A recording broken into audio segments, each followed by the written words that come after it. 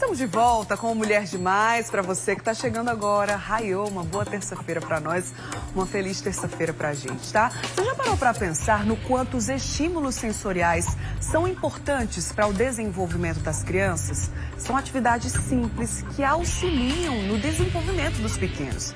Deixa eu conversar aqui com a Aldimar Vanderlei, que é pedagoga e vai explicar isso para a gente. Bom dia, seja bem-vinda. Obrigada. Bom te conhecer, viu? Vamos falar então que estímulos sensoriais são esses? Então, desde a criança, logo quando nasce, quanto mais estimulada ela é, mais condições ela tem de desenvolver. Às vezes, os pais ficam pensando que tipos de estímulos, né? E pensam que são coisas difíceis, complicadas. Às vezes precisam comprar brinquedos caros. Exato. E esses estímulos estão dentro da própria casa deles, né? Então, por exemplo, uma criança de 1 ano, de 2 anos, a mãe está ocupada na cozinha fazendo alguma coisa, dá uma panela para a criança, dá uma tampa, dá uma colher, ali a criança ela vai fazer barulho, ela vai mexer e ali ela vai estar desenvolvendo os 5 sentidos. São atividades simples mesmo, no Muito cotidiano, simples. no dia a dia. O próprio adulto, claro, tem autonomia para entregar esses objetos, de incentivar a criança a olhar, a sentir, a pegar, tudo isso, né? Isso mesmo, a gente é beneficiada aqui com a praia, né? Sim. O mar. Uhum. Nada mais é estímulo do que a praia.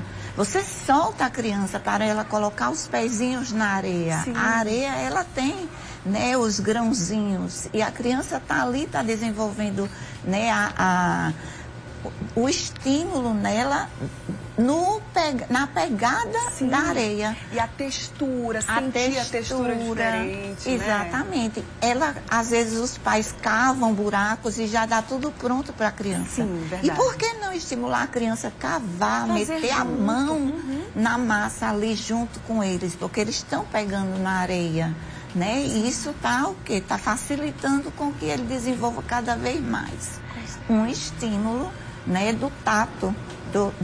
Da areia que é grossa, às vezes a areia que é fina. Sim. E já vai fazendo essa comparação do que é fino, do que é grosso. Que legal. E tem muitos pais que ficam com medo, é aquela super proteção. Ai, meu Deus, vai colocar areia na boca, vai se machucar, vai comer. E não pode ser assim, né? Não. Na verdade, o adulto vai ficar e vai participar daquele momento. Claro que precisa ser com responsabilidade, mas são atividades que trazem muitos benefícios, até acompanhando a criança por toda a vida, né? Exatamente. E hoje é o que mais faz falta é o contato da criança com os pais, né? Assim, eu digo sempre que não é a quantidade, mas é a qualidade, né? Então, se você tem um trabalho, você está sempre muito ocupada, mas se você tira alguns momentos do seu dia e dedica aquela criança com a contação de história, né, faz mímicas, imita a Chapeuzinho Vermelho,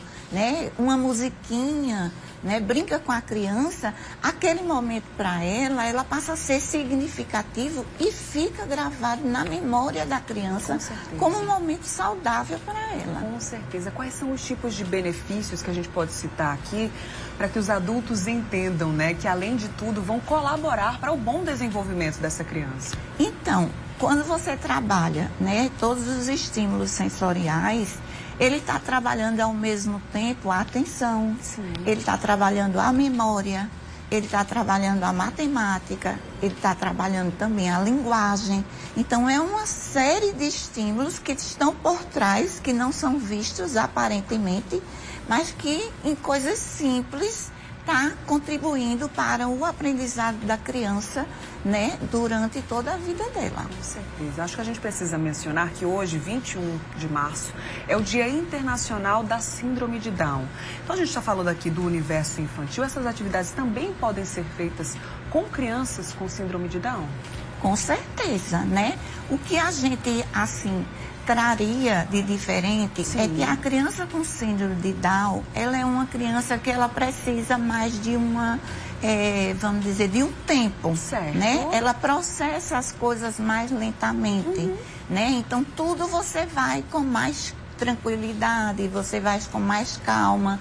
Às vezes ela tem algumas limitações no sentido de mexer com a areia, certo. Mas aí você vai devagarinho, certo? E aí vai conseguindo também daquela criança que ela consiga esses estímulos que são essenciais também, né, para as crianças com síndrome de Down. Muito bom. E quando a gente fala, né, em estímulos sensoriais, a gente está falando sobre os 5 sentidos. Então, se a gente puder deixar aqui para os pais, as mães, fazerem na prática, né, cada um dos sentidos, vamos trazer aí uma opção para eles? Se a gente for falar do tato, você já falou aí sobre essa experiência com a areia, né, de mexer, de pegar, de ver as texturas, né?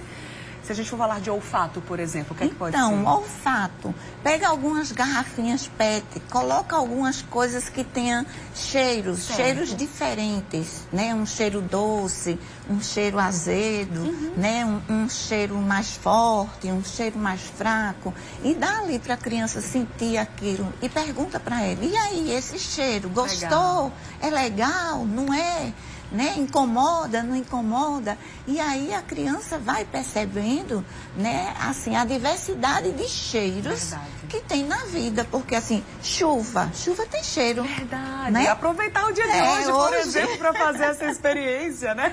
Exatamente. Paladar também. Então, o paladar é importantíssimo, porque tem algumas crianças que são seletivas. Sim. Então, o que ajuda muito no paladar é você envolver a criança naquele momento que você está preparando o alimento. Sim. Então, por exemplo, se você vai fazer um suco, normalmente a gente traz o suco já pronto para a criança. Verdade. Como você envolve a criança?